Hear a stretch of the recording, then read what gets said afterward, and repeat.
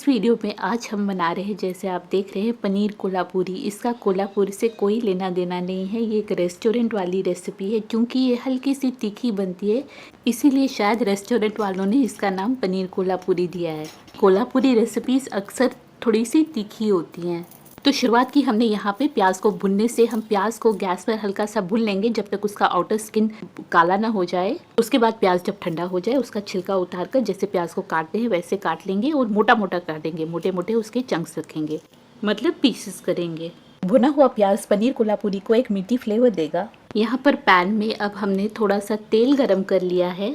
हमको मसालों का एक पेस्ट बनाना है जिसमें हम पहले मसालों को भून लेंगे। यहाँ पर पहले हमने डाला साबुत ज़ीरा, साबुत धनिया, साबुत काली मिर्च के दाने, दालचीनी, चक्रफूल, बड़ी इलायची, लहसुन की कलियाँ, छोटी इलायची, लौंग, फिर सूखे नारियल के टुकड़े। अगर आपके पास नारियल नहीं है तो नारियल का चूरा या बुरादा जो मिलता है वो भी डाल सकते हैं आप, 50 ग्राम। इसके बाद काजू डाला हमने। काजू के बाद डाला हमने पॉपी सीड यानी खसखस या खसखस, और फिर तिल, सफ़ेद तिल। खसखस अगर भिगोया हुआ डाले तो ग्रेवी ज़्यादा स्मूथ बनती है। ऐसे आपको ग्रेवी, जो मसाला ग्रेवी है, वो थोड़ी सी खुरदरी लगेगी। बंगाली क्विजीन में अक्सर खसखस को भिगोकर ही डालते हैं। सभी मसाले को हम लगातार चलाते हुए धीमी आंच पर भून लेंगे लगभग 2-3 मिनट के लिए, या जब तक उसमें से खुशबू ना आनी शुरू हो जाए। उसके बाद हम इसमें डालेंगे हरी मिर्च और सूखी कश्मीरी लाल मिर्चें। मिर्च डालने के बाद अब ज़्यादा नहीं भुनेंगे, बस 1-8 मिनट भुनेंगे, नहीं तो हालत किसी की भी ख़राब हो सकती है।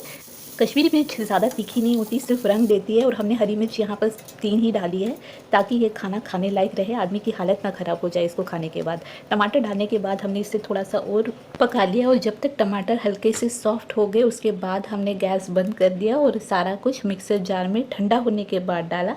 साथ ही हमने इसमें भुना हुआ प्याज भी डाल दिया। तैयार हो गया हमारे मसाले का पेस्ट। उसके बाद हमने 4 टेबलस्पून लगभग तेल गरम कर दिया, क्योंकि हमें पनीर फ्राई करनी है। पनीर के हमने बड़े बड़े टुकड़े ही रखे हैं।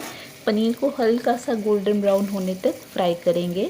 हल्के हाथ से किसी चमचे से, स्पैचुला से या करछी से ऊपर नीचे करते रहेंगे ताकि ये अच्छे से इवनली हर जगह से फ्राई हो जाए और पनीर टूटे ना। उसके बाद इसे स्ट्रेन करके निकाल देंगे। बचे हुए तेल में हमने एक शिमला मिर्च डाली, बड़े बड़े चंक्स में टुकड़े करके। शिमला मिर्च को हमको ज़्यादा देर फ्राई नहीं करना है, 1-8 मिनट तक ही लगातार चलाते हुए फ्राई करेंगे और निकाल देंगे। कश्मीरी खाने में अक्सर फ्राई की हुई पनीर को सीधा डायरेक्ट पानी में डाल देते हैं, क्योंकि उससे पनीर ज़्यादा सॉफ्ट रहती है, मगर हमें यहाँ पे ऐसा नहीं करना है। यहाँ पनीर शिमला मिर्च को हल्दी, मिर्ची और गरम मसाले की एक कोटिंग देकर साइड में रख देंगे। वैसे यहाँ इस रेसिपी में आप चाहे तो पनीर को फ्राई करने के बजाय हल्का सा 1-2 मिनट के लिए तेल में टॉस भी कर सकते हैं। अब फाइनल ग्रेवी तैयार करने के लिए तेल को हम लोग फिर से गरम कर लेंगे। इसमें डालेंगे ज़ीरा और तेज पत्ते। ज़ीरे को कुछ सेकंड्स के लिए धीमी आंच पर ही क्रैकल होने देंगे। उसके बाद इसमें डाल देंगे आधा चम्मच अदरक का पेस्ट और आधा चम्मच लहसुन का पेस्ट। ध्यान से, ये बहुत छींटे मारता है। अदरक लहसुन को कुछ सेकंड्स के लिए हम लोग धीमी आंच पर ही भून लेंगे। उसके बाद हम इसमें डालेंगे बारीक कटा हुआ प्याज। प्याज को आप बीच बीच में चलाते हुए लो टू मीडियम हीट पर हम अच्छे से भून लेंगे जब तक ये गोल्डन ब्राउनिश ना हो जाए। अगर ये अच्छे से पकेगा नहीं तो ये ग्रेवी में ठीक से मिक्स नहीं होगा। उसके बाद जो बनाया हुआ मसाला है वो डाल देंगे। थोड़ा सा मिक्सर जार में पानी डाल दिया था, वो भी इसमें ऐड कर दिया। थोड़ा सा नमक भी डालेंगे। अब इस मसाले को हमें तब तक पकाना है लगातार चलाते हुए जब तक मसाला सूख ना जाए या इसमें जब तक तेल ना निकलने लगे। उसके बाद हम इसमें डाल देंगे 2 कप पानी, और पानी डालने के बाद जो हमने साइड में शिमला मिर्च और पनीर फ्राई करके रखी थी वो इसमें ऐड कर देंगे। हमारी 95% पनीर कोल्हापुरी तो तैयार हो गई। ये सब इसके अंदर डाल देने के बाद आप इसमें यहाँ पे धनिया, हरा धनिया भी डाल सकते हैं। हमारे पास नहीं था, हमने सिर्फ यहाँ पर कसूरी मेथी ऐड की है। बारीक कटा हुआ धनिया आप यहाँ पे लगभग 1 टेबलस्पून ऐड कर सकते हैं।